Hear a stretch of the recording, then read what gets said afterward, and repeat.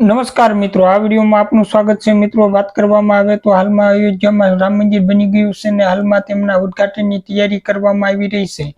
22 જાન્યુઆરીના રોજ વડાપ્રધાન નરેન્દ્ર મોદી દ્વારા તેમનું ઉદ્ઘાટન કરવામાં આવશે। તો મિત્રો, આજે આપણે જાણીશું આ વિડીયોમાં સંપૂર્ણ માહિતી કે ત્યાં કેવી બંદોબસ્ત વ્યવસ્થા કરવામાં આવી છે, કેવી સિક્યુરિટી ગોઠવવામાં આવી છે અને શું 22 તારીખના રોજ સામાન્ય જનતાને રામ મંદિરમાં પ્રવેશ આપવામાં આવશે કે નહીં, તે તમામ માહિતી આજે આપણે આ વિડીયોમાં મેળવવાના છીએ। તો મિત્રો, સૌપ્રથમ તમે આપણી આ ચેનલમાં પહેલી વાર આવ્યા હો તો આપણી આ ચેનલને સબસ્ક્રાઇબ કરી દેજો। વિડીયો જોવાની મજા આવે તો લાઈક કરજો અને પોતાના મિત્રો અને રિશ્તેદારોને શેર કરજો। કોમેન્ટ બોક્સમાં જય શ્રી રામ લખવાનું ભૂલતા નહીં।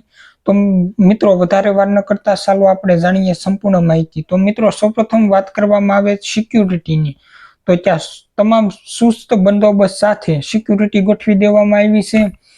પોલીસ જવાનો, આર્મી જવાનો અને એસપીજી કમાન્ડો સહિત તમામ પ્રકારની વ્યવસ્થા કરવામાં આવી છે અને આ સંપૂર્ણ અયોધ્યા ફરતે સુસ્ત બંદોબસ્ત ગોઠવી દેવામાં આવ્યો છે। ત્યાં કોઈ પણ અનિચ્છનીય ઘટના ના બને તેની તમામ તકેદારી રાખવામાં આવી છે। કોઈ બોમ્બ બ્લાસ્ટ, આતંકવાદી હુમલા જેવી તમામ તકેદારી રાખવામાં આવી છે।